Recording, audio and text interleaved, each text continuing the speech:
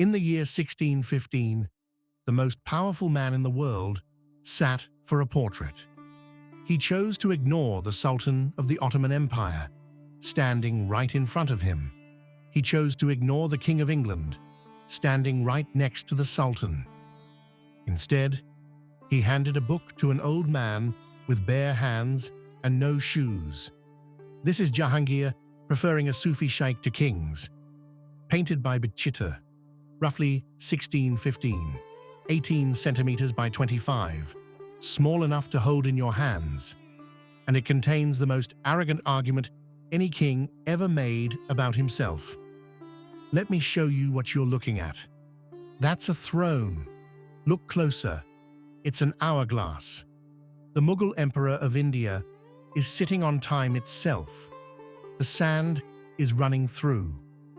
And on the side of the hourglass, in Persian, an inscription. God is great. O Shah, may the span of your reign be 1,000 years. Now pay attention to the year, 1615, 20 years earlier. The Islamic calendar had crossed its second millennium. The whole Muslim world had spent a generation expecting the end of time. And here, Jahangir's painter has him sitting on the very symbol of running out time, asking for 1,000 more years. Then, the halo. It is not one halo, it is two. A sun and a crescent moon wrapped around it, day and night. Visible truth and hidden truth, the rare, full mandate of heaven. He didn't invent this.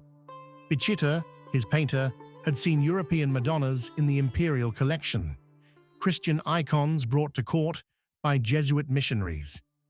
Jahangir wanted that radiance, but Indian. So Bichitr fused the European halo with the Persian solar disk and the Islamic crescent, a new kind of holy light, made for an emperor who wanted to outshine all of them. Watch what's happening at the base of the throne. European cupids, putti, lifted directly from Italian Renaissance prints. Two of them are bent over the lower chamber of the hourglass, trying to scoop the sand back up. Look at the one on the left. His bow is broken, his arrow is bent. Love itself has been disarmed in this room. And the one on the right covers his eyes, either because the emperor's halo is too bright to look at, or because he's weeping, because the sand is running out, and the cupids know. They're trying to put time back. They can't. Now, the line of men waiting for him. Closest, the Ottoman Sultan, the most powerful Muslim ruler west of India. Bichitr never met him. He copied a generic Ottoman portrait from a European print. Jahangir doesn't even glance at him. Next, King James I of England. And this is wild, because that portrait is real.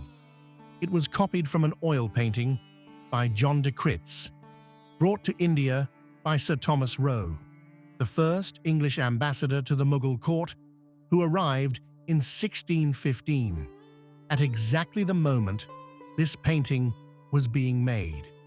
Notice, James doesn't even look at the emperor. He looks at us, as if he wandered into the wrong painting, and is hoping somebody will help him out.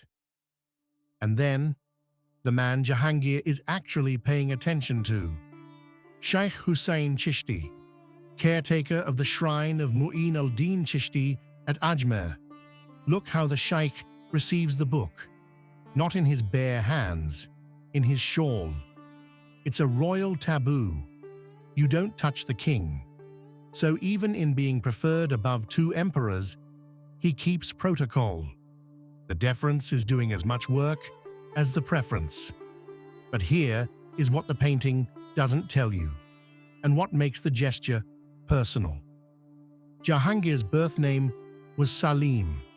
He was named for Shaykh Salim Chishti, the Sufi, who 50 years before this painting blessed his father Akbar with an heir. Akbar walked barefoot to Ajmer to thank that lineage. 360 kilometers, barefoot. So when Jahangir ignores the Sultan and the king to face this old man, it isn't piety theatre, it's a family debt. He owes his existence to this lineage. The painting is him paying it back, in front of the entire world.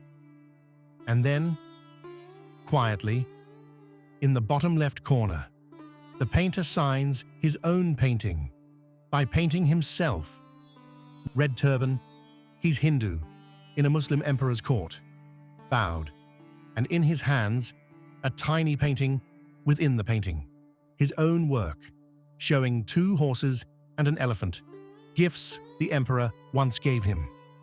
He is not in the line of suitors. He is below the line, outside the hierarchy entirely. Think about that. A Hindu painter painting a Muslim emperor who prefers a Sufi mystic to a Christian king and an Ottoman sultan. And the painter signs his own argument by writing himself out of the order. And the emperor signs off on it. That is the most quietly radical thing in the frame. There's a Persian couplet running across the top and the bottom of this painting. The Wheeler Thackston translation goes, "Though outwardly shahs stand before him, he fixes his gaze on dervishes." The painting is its own caption. The visual hierarchy is the argument. This is not a portrait of a king. It is an essay, written as a king. 18 by 25 centimeters, a piece of paper, 410 years old. The sand is still running out. The cupids are still trying to catch it. The kings are still standing. Jahangir is still preferring. Bichitr, in Hindi, means wonderful. The painting is small. The argument is not.